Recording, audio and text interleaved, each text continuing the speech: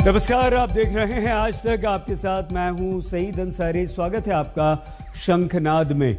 प्रधानमंत्री नरेंद्र मोदी ने तीनों कृषि कानूनों को रद्द करने का ऐलान कर दिया, मगर किसानों में अविश्वास की भावना इतनी भरी हुई है कि किसान मानने को तैयार नहीं।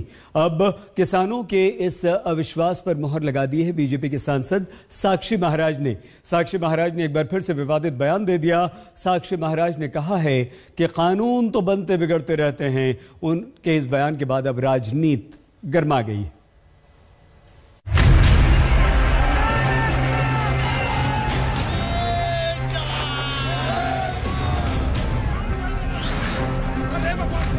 हमने 3 कृषि कानूनों को वापस लेने का, रिपील करने का निर्णय लिया है।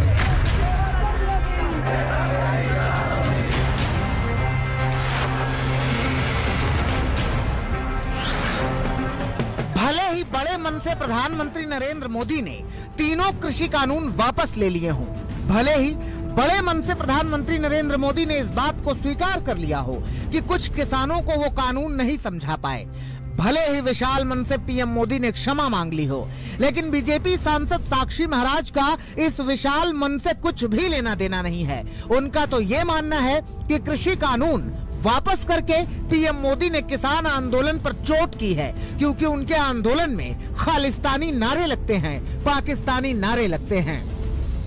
मंच पर अगर खालिस्तान जिंदाबाद के नारे लग रहे हैं, पाकिस्तान जिंदाबाद के नारे लग रहे हैं, राष्ट्र की सेहत के लिए ठीक नहीं है। और उस गठजोड़ को अपने तरीके से मोदी जी तोड़ने का काम किया है, तो स्तुतिकार किया है। मुझे लगता है मोदी ने राष्ट्र का सम्मान किया। तो साक्षी महाराज का बयान पीएम मोदी के बयान का विरोधाभास बनता है, क्योंकि बीजेपी बताती है कि पीएम को किसानों की चिंता है, इसीलिए उन्होंने किसान बिल वापस ले लिया। मगर साक्षी महाराज का मानना है कि ये खालिस्तानी और पाकिस्तानी गठजोड़ को खत्म करने के लिए मारा गया हथौड़ा है।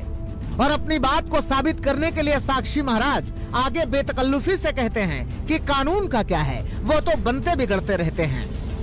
तो मोदी जी के लिए, भारतीय जनता पार्टी के लिए प्रथम राष्ट्र है, राष्ट्र सर्वोपरि है। बिल तो बनते रहते हैं, बिगड़ते रहते हैं, वापस आ जाएंगे, दोबारा बन जाएंगे, कोई देर नहीं लगती है। लेकिन मैं तो मोदी जी का हृदय से धन्यवाद करूंगा कि उन्होंने बहुत बड़े मन का, बड़े दिल का परिचय दिया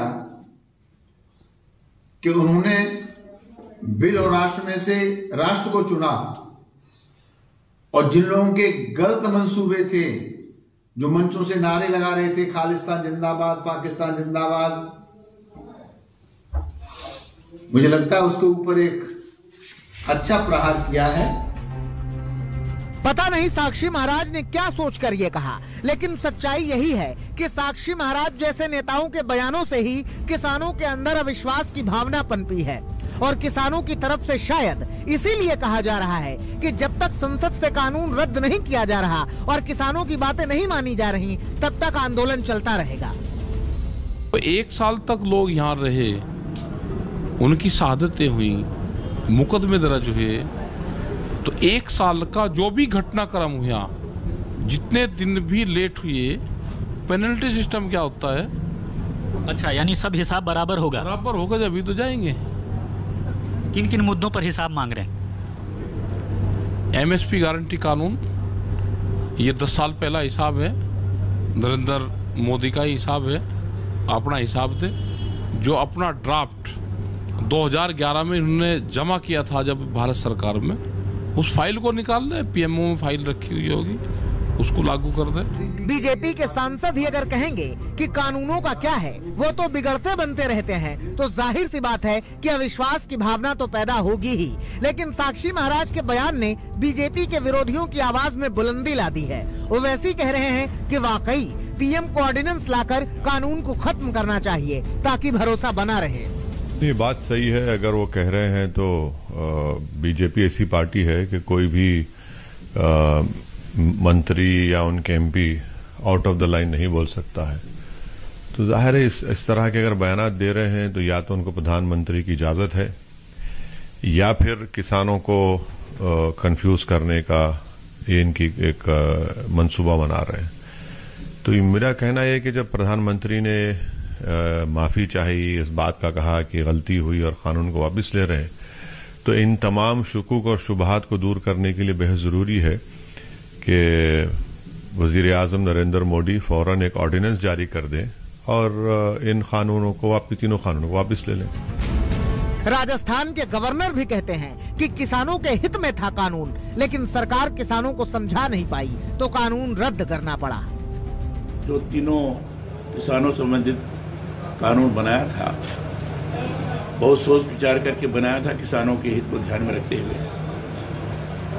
उसके सकारात्मक पक्ष के बारे में किसानों को समझाने का प्रयास भी किया, लेकिन किसानों की तरफ से लगातार आंदोलन और यह कानून वापस जाए, लिया जाए, मांग की जाती रही और शासन की तरफ से समझाया नहीं जा सका उनको। अंत में इन्होंने ये निर्णय लिया कि इस कानून को वापस लेना चाहिए और बड़े आंदोलन को समाप्त करना चाहिए। मैं समझता हूँ कि बड़ी सकारात्मक दिशा में ये पहल है, अच्छा कार्य हुआ है। कृषि कानून रद्द करने का ऐलान तो ठीक था, लेकिन जिस तरह से बीजेपी सांसद ने एक बार फिर से किसानों के मंचों पर खालिस्तानी और पाकिस्तानी नारों का जिक्र किया, जिस तरह से उन्होंने कहा कि कानून बनते बिगड़ते रहते हैं और जिस तरह से किसान अपनी बाकी मांगों पर ज्यादा उत्साहित हो गए हैं, उससे साफ लगता है कि फिलहाल किसानों और सरकार के बीच चल रहा विवाद थमने में समय लगेगा। दिल्ली से श्रेया और आशुतोष के साथ संतोष शर्मा, लखनऊ, आज तक। नवंबर में ही किसान आंदोलन की शुरुआत हुई थी। 26 नवंबर को किसान आंदोलन के 1 साल पूरे होने जा रहे हैं। प्रधानमंत्री नरेंद्र मोदी ने आंदोलन को खत्म करने के लिए कृषि कानूनों को समाप्त करने की घोषणा भी कर दी है, लेकिन किसान अपनी बाकी की मांगों पर अड़ गए। आज संयुक्त किसान मोर्चा की बैठक में किसानों ने यह निर्णय लिया कि वो प्रधानमंत्री मोदी को खुला पत्र लिखेंगे, मांग रखेंगे। किसानों ने यह भी साफ कर दिया कि फिलहाल किसानों के पहले से तय कार्यक्रम में कोई बदलाव नहीं होगा।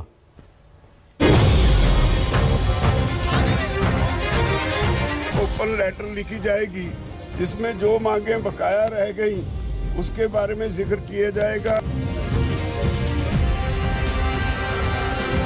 पहले दिन से किसानों ने जो मांगे की है, उनमें से कई मांग आज तक भी उनका समाधान प्रधानमंत्री जी ने नहीं किया। जो बाकी इश्यूज हैं उन पे वो मीटिंग बुलाएं और उनका समाधान करें। जारी है किसानों का प्रदर्शन, जारी है किसानों की बैठकें।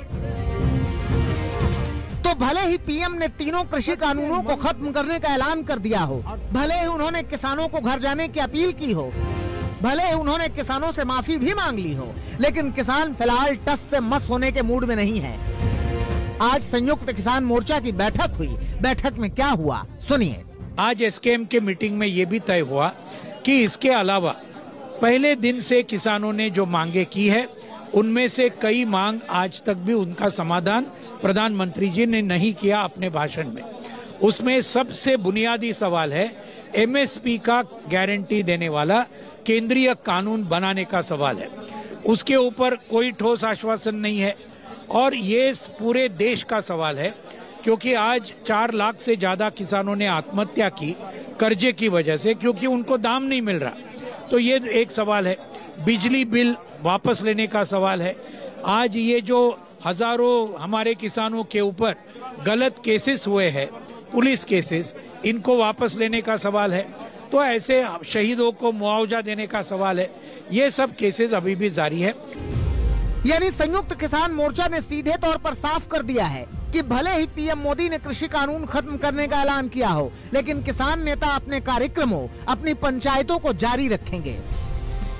कि जो प्रोग्राम पहले से तय किए गए हैं एसकेएम की तरफ से वो कंटिन्यू करेंगे, वो बाकायदा जारी रहेंगे। 22 को लखनऊ में किसान पंचायत होगी और 26 का प्रोग्राम सारे बॉर्डर्स पे हर जगह पे वो बड़ी गैदरिंग्स होंगी और 29 का वो जो पार्लियामेंट कूच है वो that stands as it is, वो अभी वैसे ही रहेगा। अब कल यानी सोमवार को लखनऊ में किसानों की विशाल रैली है। 26 नवंबर को आंदोलन के 1 साल होने पर कार्यक्रम है। किसान दिल्ली के सारे बॉर्डर पर कार्यक्रम करेंगे। 28 तारीख को भी एक महापंचायत है। 29 नवंबर को भी ट्रैक्टर रैली का प्लान है। इन कार्यक्रमों के बीच संयुक्त किसान मोर्चा ने तय किया है कि वो पीएम मोदी को एक खुला खत लिखेंगे। इस खत में किसानों की मांगे होंगी। उन किसानों को मुआवजे की मांगे जिनकी आंदोलन के दौरान मौत हुई, एमएसपी पर कानून और पराली के मुद्दे पर दर्ज हुए मुकदमों की वापसी, और ये सब होगा पीएम को लिखी खुली चिट्ठी में। खुली चिट्ठी प्रधानमंत्री को लिखी जाएगी। जो मांगे हमारी और रहती हैं, 3 कानून के अलावा जो एमएसपी और पराली पोल्यूशन के ऊपर था, बिजली शोध बिल था, और डीजल का 50% करना का है, जो किसान शहीद हुए हैं उनका जो केसेस हैं उनकी बात करिए। इसकी तरह की खुली चिट्ठी प्रेस के थ्रू, मीडिया थ्रू जाएगी। वो प्रधानमंत्री को जो मांगे हमारी रहती हैं उनको पूरा करने के लिए, और जो प्रधानमंत्री ने ऐलान किया है, जो बोला है उसमें लीगलाइज करने के लिए कुछ जैसा तरीका भी बरता जा सकता है वो सरकार अपनी तरफ से साफ करे भी। किसान इंतजार करेंगे कि उनके खुले खत का मोदी कैसे जवाब देते हैं। उनकी मांगों पर पीएम क्या कहते हैं, पीएम का जवाब या पीएम की चुप्पी, दोनों पर किसान अपने आगे के निर्णय लेने की बात कर रहे हैं। आप कह रहे हो कि चिट्ठी का अगर कैसा जवाब आए, कैसा रिएक्शन आए, उस पे डिसाइड होगा कि 29 को जो ट्रैक्टर मार्च है वो जाएगा या नहीं? तमाम बातें कंसिडर होंगी, उस पे तमाम चीजें उस पे निर्भर कर सकती हैं, ऐसा कह सकते हैं। इसमें कोई दो राय नहीं है कि किसान और सरकार के बीच मचे द्वंद्व का अंत फिलहाल तो होता नहीं दिख रहा। अलबत्ता कांग्रेस को मौका मिला है। इस लड़ाई के बीच कांग्रेस सांसद पूछ रहे हैं कि बीजेपी केंद्रीय मंत्री अजय मिश्रा को कब बर्खास्त करेगी। मांग नहीं बनती थी, मगर क्या प्रधानमंत्री जी जो 750 किसान अपनी जान गवा बैठे, जो 4 किसानों को गाड़ी तले रौंद के रख दिया, और वो भी इनका जो होम मिनिस्टर है वो अभी भी अपनी गाड़ी और अपनी झंडी वाली गाड़ी में बैठा मजे ले रहा, क्या उसको बर्खास्त करेंगे? अब सोमवार को लखनऊ में किसानों का जमावड़ा है। जाहिर सी बात है कि चुनावी उत्तर प्रदेश में किसानों का ये जमावड़ा बीजेपी के लिए परेशानी का सबब बन सकता है और विपक्ष को सरकार के विरुद्ध निशाना साधने का मौका भी दे सकता है। दिल्ली से श्रेया और आशुतोष के साथ आज तक ब्यूरो। किसान आंदोलन के बाद अब खबर राजस्थान में गहलोत सरकार के मंत्रिमंडल विस्तार की। राजस्थान में मंत्रिमंडल विस्तार हो चुका है। इस मंत्रिमंडल विस्तार में जाति के गणित को साधने की कोशिश दिखी तो महिलाओं का सशक्तिकरण भी दिखा, लेकिन सबसे विशेष बात जो दिखी वो ये कि मंत्रिमंडल में गहलोत और पायलट दोनों गुट के नेताओं को जगह दी गई, यानी राजस्थान कांग्रेस में सब ठीक रहा। मगर क्या वाकई राजस्थान कांग्रेस में सब कुछ ठीक है या पीछे कुछ और चल रहा है? मैं हेमाराम चौधरी, मैं महेंद्रजीत सिंह मालविया, मैं रामलाल जाट, मैं महेश जोशी, मैं विश्वेंद्र सिंह, मैं रमेश चंद वीना, मैं ममता भूपेश बैरवा, मैं भजनलाल जाटा, मैं टीकाराम जूली, मैं गोविंदराम मेघवाल। तमाम अटकलों, तमाम विरोधाभासों और तमाम बयानबाजियों के बाद आखिरकार गहलोत सरकार का मंत्रिमंडल विस्तार हो गया। जयपुर में राजभवन में गवर्नर कलराज मिश्र ने गहलोत सरकार के 11 कैबिनेट मंत्री और 4 राज्य मंत्रियों को शपथ दिलाई। सबसे पहले शपथ ली पायलट गुट के माने जाने वाले हेमाराम चौधरी ने। मैं विधि द्वारा स्थापित भारत के संविधान के प्रति सच्ची श्रद्धा और निष्ठा रखूंगा। हेमाराम जी, अब नाराजगी दूर हो गई है, इस्तीफा आपने वापस ले लिया है, नहीं लिया है? नहीं, नाराजगी कोई मंत्री पद को लेकर के नहीं थी कि भी मेरे को मंत्री नहीं बनाया, अब मंत्री बना दिया इसलिए मैं राजी हो गया। सचिन पायलट के काफी मजबूत आप अभिभावक की तरह रहे हैं, तो क्या सचिन पायलट ने जोरदार पैरवी की आपके कैबिनेट के लिए? सचिन पायलट साहब ने तो पैरवी की तभी तो मंत्री बने, बिना पैरवी के तो कोई मंत्री बनता है क्या? गहलोत सरकार के इस मंत्रिमंडल में जाति के गणित को बखूबी साधा गया है। SC/ST के साथ ही महिलाओं की भागीदारी भी सुनिश्चित की गई है। गहलोत सरकार में 3 महिलाओं को मंत्री बनाया गया है। ममता भूपेश, शकुंतला रावत और जाहिदा खान शामिल हैं इनमें। ममता भूपेश बैरवा सिकराय सीट से विधायक हैं। वो अनुसूचित समाज से आती हैं और पहले भी गहलोत सरकार में मंत्री रह चुकी हैं। शकुंतला रावत ने भी कैबिनेट मंत्री के तौर पर शपथ ली है। गुर्जर समाज की शकुंतला रावत राजस्थान प्रदेश महिला कांग्रेस की अध्यक्ष भी रह चुकी हैं। शकुंतला बानसूर विधानसभा सीट से एमएलए रह चुकी हैं। मुस्लिम समुदाय की जाहिदा खान ने भी राज्य मंत्री के तौर पर शपथ ली। वो प्रदेश कांग्रेस में कई महत्वपूर्ण पदों पर काम कर चुकी हैं। वो दूसरी बार कामा सीट से विधायक बनी हैं। जाहिदा भरतपुर से ताल्लुक रखती हैं। राजस्थान के शीर्ष नेतृत्व में मुख्यमंत्री महोदय ने जो जिम्मेदारी दी है उसे पूरा करने में से अच्छे से करने का प्रयास करें। जो नाराजगी थी पार्टी के अंदर, क्या लगता है? नहीं, कोई नाराजगी नहीं थी, कोई नाराजगी नहीं है पार्टी में। गहलोत सरकार अगले महीने अपने कार्यकाल के 3 साल पूरे करने जा रही है और मंत्रिमंडल में ये पहला फेरबदल है। इस फेरबदल की जरूरत इसलिए भी थी क्योंकि जब से गहलोत सरकार बनी है तब से पायलट गुट और गहलोत गुट के बीच आपसी लड़ाई की खबरें आती रही हैं और इस मंत्रिमंडल विस्तार के बाद ये जताने की कोशिश की गई है कि अब राजस्थान कांग्रेस में सब कुछ ठीक है। ये पूरी कैबिनेट बनी है नई, एक प्रकार से जो 15 लोग नए लिए गए उसके बाद में पूरा मैं समझता हूँ कि SC, ST, OBC, माइनॉरिटी सबको प्रयास किया गया रिबेंड देने का। अच्छे ढंग से हुआ है, सब लोग बहुत खुश हैं। विशेष परिस्थितियों में जो ये रिसिपल हुआ है जिस रूप में कुछ जिले में हम नहीं बना पाए पर हम लोग उन जिलों का विशेष ध्यान रखेंगे। फर्स्ट टाइमर वाला फार्मूला लगा, क्योंकि फर्स्ट टाइम वाले फार्मूला लगा कि हमारे खाली फर्स्ट टाइम वाले ही MLA हैं। पायलट भी मानते हैं कि राजस्थान कांग्रेस के सारे गिले शिकवे खत्म हो गए हैं और अब जो होगा मिलकर किया जाएगा।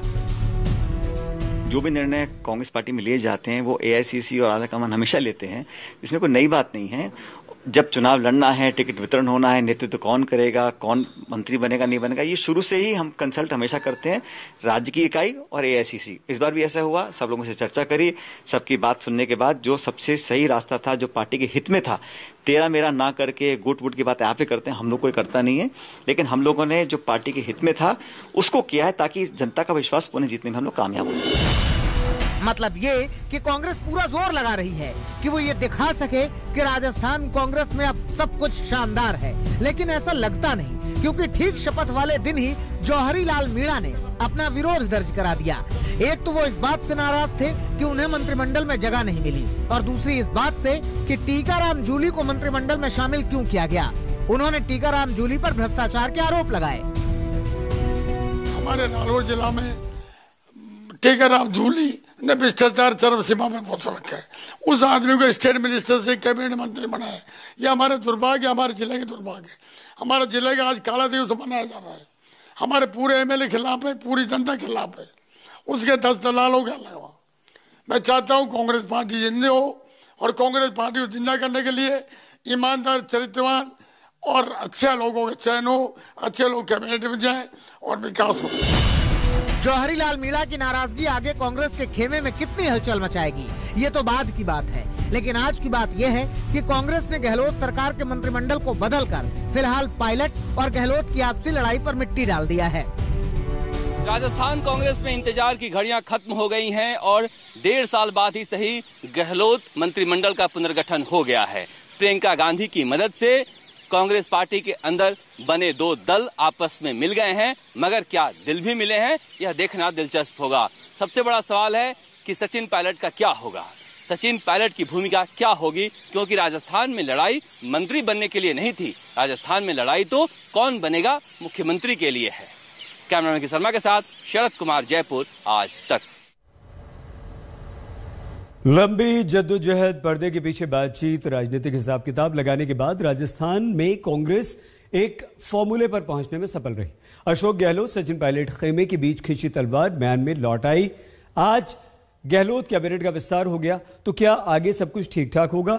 ऐसे ही कई सारे सवालों को हमारे सहयोगी शरद कुमार ने सचिन पायलट से पूछा। हमारे साथ हैं सचिन पायलट, राजस्थान के पूर्व प्रदेश अध्यक्ष और पूर्व उप मुख्यमंत्री। पायलट साहब, जो लड़ाई आपने शुरू की थी उसमें सुनवाई हुई है या लड़ाई जारी रहेगी? लड़ाई किसी से करी नहीं, सुझाव अपने दिए थे कि हमारी पार्टी, हमारी सरकार और बेहतर काम करे, ताकि जो पार्टी प्रदेश में बनी हुई है कि हर 5 साल में सत्ता परिवर्तन होता है, कांग्रेस जीतती है, फिर बीजेपी जीतती है, फिर कांग्रेस जीतती है, फिर बीजेपी जीतती है। उस परिपाटी को तोड़ने के लिए ये जरूरी है कि हम कुछ अलग करें, एक नया संदेश लेकर जाएं। और मुझे खुशी है कि प्रदेश की सरकार ने, AICC ने, सोनिया गांधी जी ने, राहुल जी, प्रियंका जी ने संज्ञान लेकर कुछ कदम उठाए हैं। और इस सरकार का जो पुनर्गठन अब हो रहा है और कल हुआ था रिशफल वगैरह, वो इसी दिशा की तरफ एक कदम है। तो मुझे खुशी है कि हम लोगों ने जो मुद्दे उठाए थे उसका संज्ञान लेकर एक सकारात्मक पहल अब यहाँ से हुई है। मुझे लगता है कि आने वाले समय में जिस प्रकार बीजेपी हाशिए पे जा रही है हर जगह, खासकर राजस्थान में, उसका 23 में पूरा अंजाम आएगा और दोबारा कांग्रेस की सरकार यहाँ बने। सब मिलकर लड़े हैं और मिलकर ही लड़ेंगे और मिलकर ही जीतेंगे। और बाय द वे, हम जीतेंगे तब जब मिलकर ही रहेंगे, ये बात सब जानते हैं। इसलिए अच्छी पहल हुई है और मुझे लगता है कि अच्छे परिणाम इस बात के आएंगे। जीतेंगे तभी जब मिलकर रहेंगे। लेकिन सचिन पायलट की भूमिका क्या होगी? क्या राजस्थान में रहेंगे, केंद्र में जाएंगे? इन सचिन पायलट के समर्थक मुख्यमंत्री भी देखना चाहते हैं उनको। ऐसा है, जो भी निर्णय पार्टी लेगी और अब तक जो लिया है, मैं पिछले 20 साल से कांग्रेस पार्टी में काम कर रहा हूं, मुझे दिल्ली हो, जयपुर हो, केंद्र हो, राज्य हो, जहां जो जिम्मेदारी दी है मैंने पूरी निष्ठा से उसको निभाया है। और 5 साल जब यहाँ राजस्थान में हम सिर्फ 20 विधायक रह गए थे 200 में से, उस समय हम लोगों ने काम करना शुरू किया। उस समय हमारा दलित समाज, जो हमारी SC की सीटें हैं, हम एक सीट नहीं जीत पाए थे उस टाइम 30-35 सीटों में से। आज हम इस मुकाम पहुंचे हैं कि हम अधिकांश सीटें जीत रहे हैं। तो वो जो वर्ग हमसे छट गया था वो हम वापस हमसे जुड़ा है। वो 5 साल की सबकी मेहनत थी। और जहां तक मेरा सवाल है, मैंने पहले भी कहा, मैं कांग्रेस प्रेसिडेंट से मिला हूं, जो भी निर्णय मेरे बारे में लेंगे हमको स्वीकार होगा और पूरी शिद्दत से, पूरी ताकत से हम काम करेंगे। ये बात इसलिए उठ रही है कि देखिए, आप बार बार मांग कर रहे थे दलित कोई कैबिनेट नहीं है, 4 दे दिए गए। इसके अलावा बड़ी संख्या में आपने OBC जाटों को रखवाया है, मीणा जाति का रखवाया है। तो क्या सचिन पायलट अपना, मैंने किसी को नहीं रखवाया, देखिए ये कांग्रेस पार्टी ने रखा। देखिए, गुट तो माना जा रहा है, इसलिए आप मना करें। हमारी तरफ से तो जो खबरें आ रही हैं, अब खबरें आप पता नहीं कौन आपको देता है, लेकिन मैंने किसी का कुछ नहीं किया। जो सुझाव और सजेशन मांगे थे, फीडबैक, वो हमने पार्टी को दिया। मैंने नहीं, सब लोगों ने दिया है और उस पर एक सकारात्मक उन्होंने कदम उठाया। जैसा आपने कहा, किसान वर्ग है, दलित वर्ग है, ट्राइबल वर्ग है, महिलाएं हैं, अल्पसंख्यक है, OBC है, SBC है, इन सब लोगों ने अधिक मात्रा में कांग्रेस पार्टी को समर्थन दिया था 3 साल पहले। तो उनकी भागीदारी सुनिश्चित करना हम सबकी सामूहिक जिम्मेदारी है। और ये फीडबैक हम आज से नहीं, मैं तो बहुत पहले से दे रहा था, लेकिन अब मंत्रिमंडल में किया है और संगठन में भी करेंगे। और यही कांग्रेस पार्टी की नींव है, ये कांग्रेस पार्टी का सपोर्ट बेस है। इसको हम लोग जब तक ताकतवर नहीं बनाएंगे तब तक हम आगे वाली लड़ाई कैसे लड़ सकते हैं? इस पूरे जो गठन हुआ है, पुनर्गठन हुआ है, उसमें कांग्रेस आलाकमान की छाया दिख रही है कि कांग्रेस आलाकमान ने प्रियंका गांधी की छाया दिख रही है। आपको लगता है प्रियंका गांधी के पहल से हुआ है सब? इसमें छाया की बात नहीं है, राष्ट्रीय पार्टी है। जो भी निर्णय कांग्रेस पार्टी में लिए जाते हैं वो AICC और आलाकमान हमेशा लेते हैं। इसमें कोई नई बात नहीं है। जब चुनाव लड़ना है, टिकट वितरण होना है, नेतृत्व कौन करेगा, कौन मंत्री बनेगा नहीं बनेगा, ये शुरू से ही हम कंसल्ट हमेशा करते हैं राज्य की इकाई और AICC। इस बार भी ऐसा हुआ, सब लोगों से चर्चा करी, सबकी बात सुनने के बाद जो सबसे सही रास्ता था, जो पार्टी के हित में था, तेरा मेरा ना करके गुट वुट की बातें आप ही करते हैं, हम लोग कोई करता नहीं है। लेकिन हम लोगों ने जो पार्टी के हित में था उसको किया है, ताकि जनता का विश्वास पुनः जीतने में हम लोग कामयाब हो सके। स्वागत एक बार फिर से आपका शंखनाद में। आपके साथ मैं हूं सईद अंसारी। और अब खबर उस जोड़ी की जिसने विरोधियों की नींद उड़ा दी। जी हां, आज एक तस्वीर बहुत तेजी से वायरल हुई। ये तस्वीर थी प्रधानमंत्री नरेंद्र मोदी और उत्तर प्रदेश के मुख्यमंत्री योगी आदित्यनाथ की। मुख्यमंत्री योगी के कंधे पर प्रधानमंत्री मोदी ने जिस तरह से हाथ रखा हुआ है, वो ये बताने के लिए काफी है कि उत्तर प्रदेश में योगी मोदी की जोड़ी अपना कमाल दिखाने के लिए पूरी तरह से तैयार है। मोदी को योगी पर पूरा विश्वास है।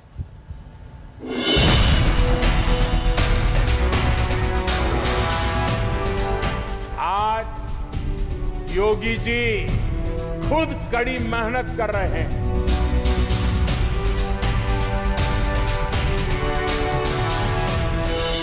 नए भारत का सपना है, जीत का संकल्प है। यूपी की सियासत में इन तस्वीरों के संदेश प्रबल हैं, क्योंकि इस संदेश में छिपी है विजय अभियान की वो नीति जो विपक्ष की हर रणनीति का जवाब है। सीएम योगी के कंधे पर पीएम मोदी का हाथ है। ये विरोधियों के हमलों का पूरा हिसाब है। तस्वीरों के साथ कविता में भी बड़ा संदेश है। जीत की जिद से विजय अभियान आगे बढ़ाने का आदेश है। यही वजह है कि जब सीएम योगी आदित्यनाथ ने सोशल मीडिया पर तस्वीरें साझा की तो देखते ही देखते सियासी हलकों में बड़ी हलचल मची। हर कोई अपने हिसाब से तस्वीर की व्याख्या तलाशने लगा। बीजेपी ने जीत की सीख बताया तो विपक्ष ने चुनावी रणनीति। लेकिन इन तस्वीरों के अलग अलग संदर्भ का पूरा सार यही है कि यूपी में बीजेपी की जीत के लिए ये साथ ही सबसे सही है।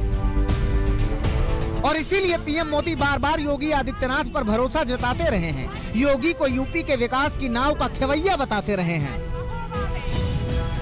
आज मेक इन इंडिया के लिए यूपी पसंदीदा जगह बन रहा है। इसका एक बड़ा कारण है यूपी में योगी जी की सरकार द्वारा इंफ्रास्ट्रक्चर पर फोकस। मुझे भी कई बार सोचना पड़ता है कि यूपी के कौन से विकास कार्यों की चर्चा करूं, कौन से कार्यों की चर्चा छोड़ दूं। ये सब योगी जी के नेतृत्व और यूपी सरकार की कार्यनिष्ठा का कमाल है। आज योगी जी खुद कड़ी मेहनत कर रहे हैं।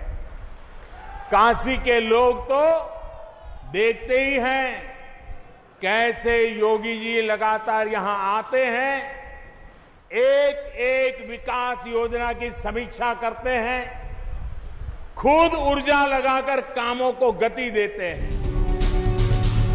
यूपी की सियासत के लिए ये सिर्फ तस्वीर नहीं है, बल्कि इस तस्वीर से चुनावी रणनीति का खाका भी बिल्कुल साफ है। पीएम मोदी को योगी पर पूरा विश्वास है और योगी के चेहरे पर दोबारा जीत की आस है। हर योजना, हर मिशन में योगी जी के यूपी ने देश के लक्ष्यों को हासिल करने में अग्रणी भूमिका निभाई है। चुनावी माहौल में इन तस्वीरों के बड़े मायने हैं। इन तस्वीरों ने सीएम योगी का कद भी बढ़ाया है और उनकी साख को मजबूत भी बनाया है। इन तस्वीरों ने ये साफ कर दिया है कि मोदी योगी की जोड़ी उत्तर प्रदेश के भविष्य की जोड़ी है, जिसके विजन में विकास है। डबल इंजन के दम पर यूपी को और आगे ले जाने का प्रयास है। नेगेटिविटी भरे उस माहौल से राज्य को पॉजिटिविटी की तरफ लाना, हताशा, निराशा, उससे अलग करके उम्मीद की किरण जगाने का काम योगी सरकार ने किया है। वे बधाई के पात्र हैं। यूं तो तस्वीरें राजभवन के गलियारे की हैं, लेकिन इन तस्वीरों के सहारे संदेश यूपी की गलियों गलियों तक पहुंचा है। यही वजह है कि तस्वीर आते ही विपक्ष ने बीजेपी पर हमला बोला है। दुनिया की खातिर सियासत में कभी यूं भी करना पड़ता है। बेमन से कंधे पर रख हाथ, कुछ कदम संग चलना पड़ता है। भले ही शायराना अंदाज में अखिलेश इन तस्वीरों पर तंज मार रहे हों, मोदी योगी की इन तस्वीरों को चुनावी दांव मान रहे हों, लेकिन इन तस्वीरों की ताकत का एहसास सभी को है। इन तस्वीरों से चुनावी लड़ाई की चुनौती बढ़ने का आभास सभी को है। भ्रष्टाचार पर नियंत्रण लगाकर योगी जी ने बड़े से बड़ा निवेश लाने और छोटे से छोटे उद्यमी के लिए व्यापार को सुलभ बनाने का काम किया है।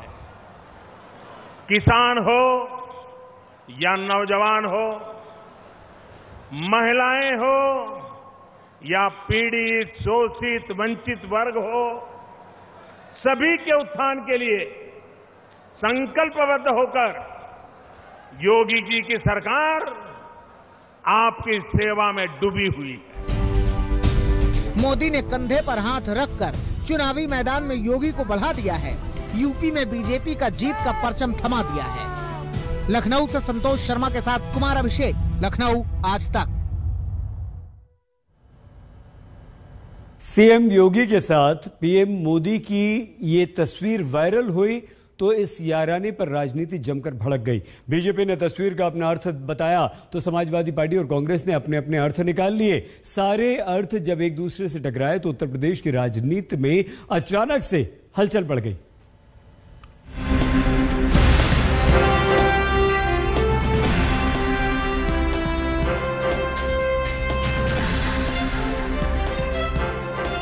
उनका माथा देख रहे हैं, चिंताओं की लकीर दिख रही है, मायूसी दिख रही है आपको? देखो अब तुमसे ना हो पाएगा, आएंगे तो अखिलेश जी। मोदी जी और योगी जी की जो हिट जोड़ी है वो सारी विपक्षी पार्टियों को काम तमाम करने के लिए पर्याप्त है। एक तस्वीर ने यूपी की सियासत में यूं हलचल मचाई कि किसी के माथे पर चिंता की लकीरें नजर आई तो किसी ने विरोध में दी काम की दुहाई और किसी को मोदी योगी की जोड़ी सुपर हिट नजर आई। किसी ने पीएम मोदी और योगी के राजनीतिक रिश्तों का विश्लेषण किया और किसी ने नए नए आरोपों का प्रक्षेपण किया। कहा कुछ भी, लेकिन ये बात तो साफ है कि मोदी योगी की इस जोड़ी से विरोधियों के सामने चुनौतियां बेहिसाब हैं। यही वजह है कि योगी आदित्यनाथ ने जैसे ही ये तस्वीर ट्वीट की, विपक्ष की ओर से हमलों की बौछार हो गई। उनका माथा देख रहे हैं, चिंताओं की लकीर दिख रही है, मायूसी दिख रही है आपको?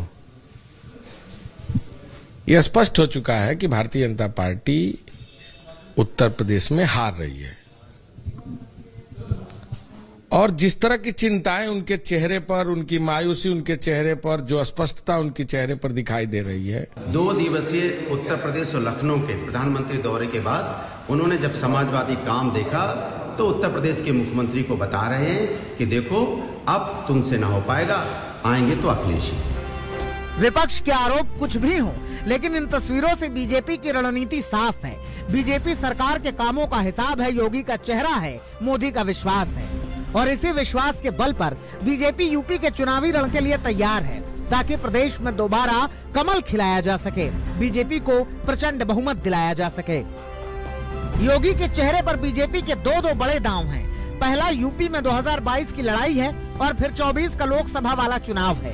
बीते दिनों अमित शाह ने इस रणनीति को लखनऊ से मंच से साझा किया था। मोदी को 2024 में पीएम बनाने के लिए योगी आदित्यनाथ की जीत का वादा लिया था। 2022 में फिर से हम 300 पार करने वाले हैं और योगी जी के नेतृत्व में नल से जल की योजना भी यहां समाप्त हो गई। योगी खुद भी जानते हैं कि पीएम मोदी के मिशन को बढ़ाने के लिए विधानसभा में बड़ी जीत जरूरी है। यही वजह है कि योगी अपने कंधों पर जीत का जिम्मा उठा रहे हैं, लोगों के बीच पहुंचकर केंद्र सरकार की योजनाओं का फायदा गिना रहे हैं। प्रधानमंत्री नरेंद्र मोदी जी सही मायने में देश के राजनीतिक एजेंडे को उन्होंने बदला। जो देश की राजनीति 1947 में जाति, मत, मजहब, क्षेत्र, भाषा और परिवार और वंश तक सीमित थी, प्रधानमंत्री मोदी जी ने उसे गांव के लिए, गरीब के लिए, किसान के लिए, नौजवान के लिए, महिलाओं के लिए, बच्चों के लिए और बिना भेदभाव के समाज के प्रत्येक तबके के लिए पहुंचाया। लेकिन योगी आदित्यनाथ के इन प्रयासों के बीच विपक्ष का हमला जारी है। विकास, कानून, रोजगार को लेकर सवाल भी भारी हैं। आप निकल पड़े हैं या आपको निकाला जा रहा है योगी जी? ये तो भाजपा और नरेंद्र मोदी जी और समय ही बताएगा। सच ये है कि उत्तर प्रदेश की जो हालत आपने कर दी है उसमें तो ऐसा लगता है कि आपको निकाला ही जा रहा है, जनता ही निकाल देगी। लेकिन बीजेपी का दावा है कि विपक्ष के सारे हमले हवाई हैं। बीजेपी के सामने विरोधियों में बस आपस में ही लड़ाई है और अब इस तस्वीर के जरिए बीजेपी ने यूपी में जीत की ओर बढ़त का बड़ा संदेश दिया है। मोदी और योगी के साथ ही विरोधियों के हमले का जवाब दिया है। संतोष शर्मा और समर्थ श्रीवास्तव के साथ कुमार अभिषेक, लखनऊ, आज तक। ऐसा पहली बार नहीं है जब प्रधानमंत्री नरेंद्र मोदी ने उत्तर प्रदेश के मुख्यमंत्री योगी आदित्यनाथ पर विश्वास जताया हो। पिछले कुछ महीनों में यह देखा गया है कि पीएम मोदी ने कदम कदम पर योगी आदित्यनाथ पर विश्वास जताया। कई कार्यक्रमों में खुले मंच से योगी आदित्यनाथ की पीएम मोदी ने जमकर तारीफ की।